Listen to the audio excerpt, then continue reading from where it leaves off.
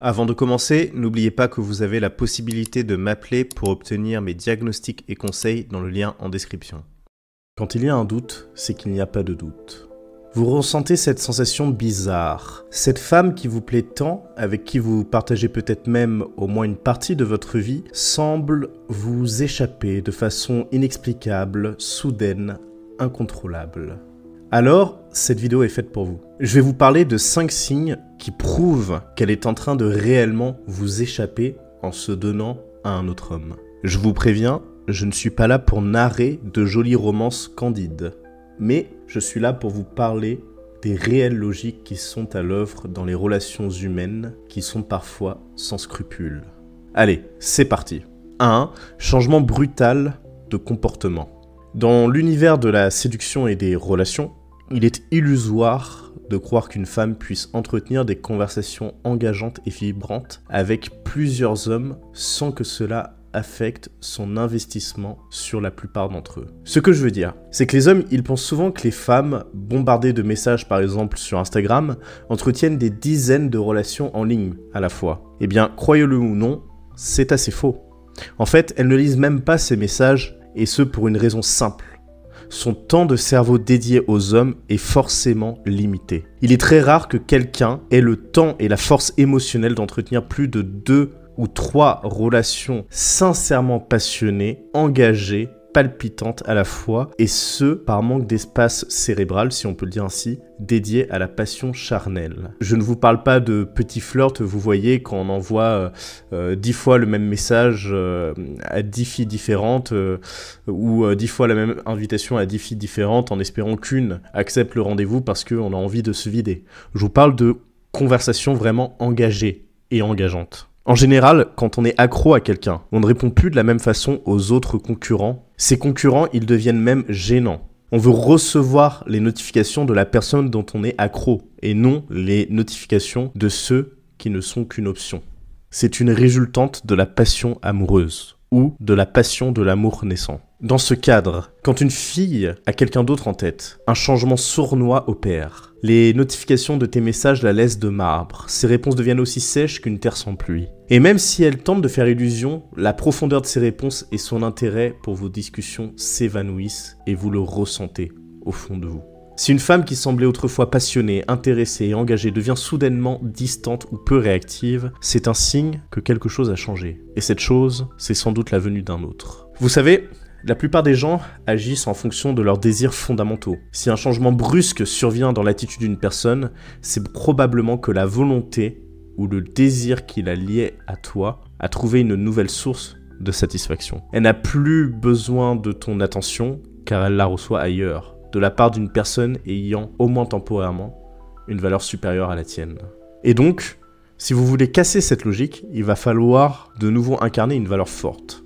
Mais ce n'est pas le sujet de ma vidéo. Si vous voulez savoir comment faire dans une situation spécifique de cet ordre, n'hésitez pas à m'appeler, je suis là, comme vous le savez, pour vous accompagner. Donc n'hésitez pas à m'appeler si vous êtes dans ce cas. Bref, ce comportement donc, il trouve un écho en psychologie cognitive, avec le concept de la charge mentale. Il est difficile d'investir de manière intensive dans 2 personnes en même temps, sans que la priorité se déplace de l'une vers l'autre. Par conséquent, si elle est moins investie avec toi, et ce de façon brusque, c'est qu'elle alloue son temps mental et émotionnel à quelqu'un d'autre. Bon, ce n'est pas sûr, mais c'est probable. Et il faut se le mettre en tête. 2. Profil sociologique. Comme je le dis souvent, il est souvent écrit à l'avance que vous allez vous faire tromper. En effet, il y a des profils de femmes qui sont intrinsèquement enclins à ce type de comportement. J'en ai parlé dans d'autres vidéos. Si vous faites une erreur de ciblage d'origine, dans votre choix de partenaire, il est fort probable que le destin vous en punisse. Tous les types de personnalités ne sont pas enclins au même comportement en amour. Dans la théorie du capital social développée par Pierre Bourdieu, l'individu agit en fonction des bénéfices qu'il peut tirer de ses relations. Si on extrapole un peu, et je pense que Pierre Bourdieu ne serait pas content que j'extrapole de la sorte, mais je vais quand même le faire, une femme avec des valeurs ultra-libérales ou fortement féministes, en général, elle va voir la relation non comme une finalité, mais comme une expérience expérience, par définition, à multiplier.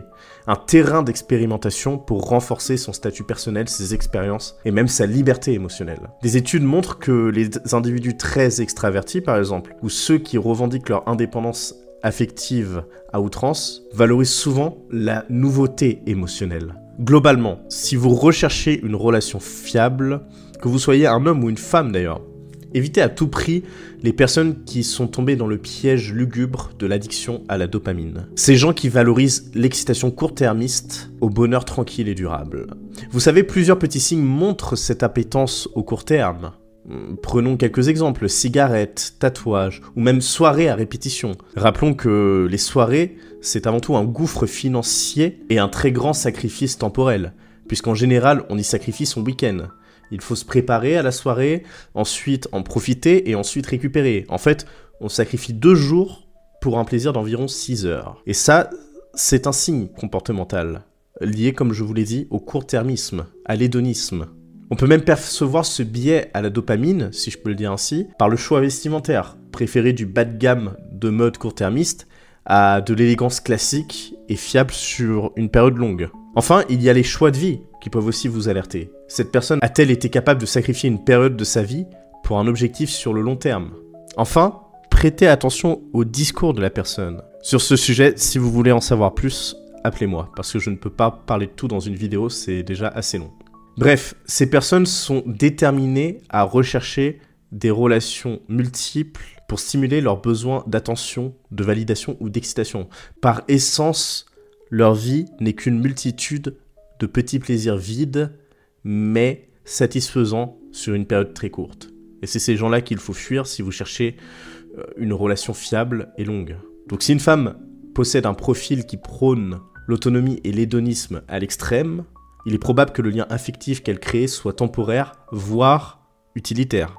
D'où une disposition naturelle à explorer plusieurs relations, à penser au moi-je plutôt qu'au nous. C'est le problème, c'est un autre sujet, du passage de la société organique traditionnelle collective à l'individualisme pur qui fait passer le moi-je avant toute chose. Ça a ses vertus, évidemment, et en même temps, ça rend dysfonctionnel beaucoup de projets collectifs.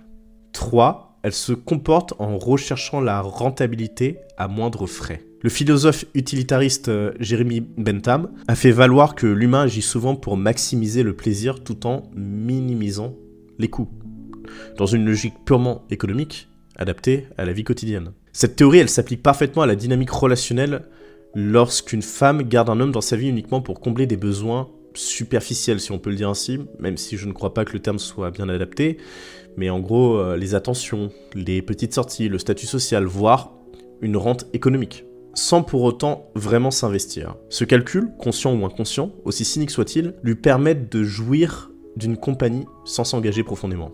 C'est le phénomène qu'on appelle conservation relationnelle, bien connu en psychologie des relations, qui implique de conserver des partenaires potentiels dans sa vie pour des bénéfices secondaires sans attention profonde. Et évidemment, par la logique du marché des relations hommes-femmes, les femmes ont beaucoup plus accès à ce schéma que nous, les hommes. Mais le problème fondamental des hommes faibles, et peut-être que vous en faites partie, c'est qu'ils n'ont pas de choix de partenaire. Ils n'ont pas un stock de potentielles femmes de valeur. Et donc, ils ont tellement peur de perdre une des rares, si ce n'est unique, ressources féminines auxquelles ils ont accès, qu'ils vont faire comme si ce problème n'existait pas. Au fond d'eux, ils ressentent que quelque chose ne va pas, mais ils préfèrent fuir le problème au risque de se frotter au mur impitoyable de la réalité. Et c'est bien ce manque de courage viril que votre femme ressent naturellement, et qui va lui permettre de vous traiter comme un moins que rien, comme une serpillière. Mais ne lui en voulez pas, le responsable c'est vous, et votre faiblesse inexcusable. Les signes y sont souvent visibles dans son attitude. Elle peut sembler distraite, toujours demander sans jamais offrir en retour. Dans vos échanges, elle ne vous surprend jamais. Elle entretient ce long fleuve tranquille d'une relation fade et sans intérêt, pourvu qu'elle continue à y trouver son compte, tout en se permettant de jouir de la passion charnelle avec un ou d'autres. Si tu te retrouves à être celui qui donne constamment et qu'elle n'offre que des réponses parcellaires, c'est que tu n'es qu'une ressource pour elle. Ce jeu de rentabilité émotionnelle, c'est un indicateur de manipulation où elle cherche à maximiser son profit sans fournir d'efforts. Car du fait de ta faiblesse intrinsèque, elle sait qu'elle peut tout te prendre sans rien investir en échange, que ce soit du point de vue du temps, des émotions, etc. Si vous soupçonnez d'être dans ce cas, mais que vous en êtes pas sûr, encore une fois, n'hésitez pas à m'appeler et je vous donnerai mon avis sur votre situation. 4. Le contact physique diminue. Comme l'expliquent les travaux du neurobiologiste Jack Panksepp, le contact physique joue un rôle essentiel dans la connexion émotionnelle. Le toucher libère de l'ocytocine, une hormone qui renforce les liens affectifs. Par conséquent, lorsque le contact physique diminue, c'est que l'intérêt émotionnel s'affaiblit. Panksepp affirme que l'absence de contact est un indicateur clair d'un désintérêt croissant, car le cerveau réoriente son besoin de connexion vers une nouvelle source. Nous avons tous besoin de ce contact corporel. Si on ne vous le donne plus, il est probable que la fille le donne à quelqu'un d'autre. Ce n'est pas sûr, mais c'est probable. Si elle devient brusquement plus froide, qu'elle recule lors des contacts ou semble éviter les rapprochements par diverses excuses, la fatigue, la mauvaise humeur, cela signifie qu'elle n'a plus cette connexion intime et qu'elle investit probablement son désir ailleurs. Dans une société qui valorise le toucher comme une marque d'attention et d'affection, l'absence de celui-ci est un message puissant. Comme disait Sartre, le corps de l'autre est la porte vers son monde. Si cette porte se ferme, c'est qu'elle n'a plus envie de partager ce monde avec vous, mais plutôt avec un autre. 5. Une nouvelle vie se met en place. Goût, apparence, mépris. Finalement, le dernier signe est souvent le plus brutal. L'apparition d'une nouvelle vie, de nouveaux centres d'intérêt, un changement vestimentaire, ou même une attitude méprisante à votre égard. Elle vous méprise, car vous ne disposez pas des qualités dont dispose l'amant secret qui l'a fait rêver. Nietzsche disait que l'homme est un animal de transformation.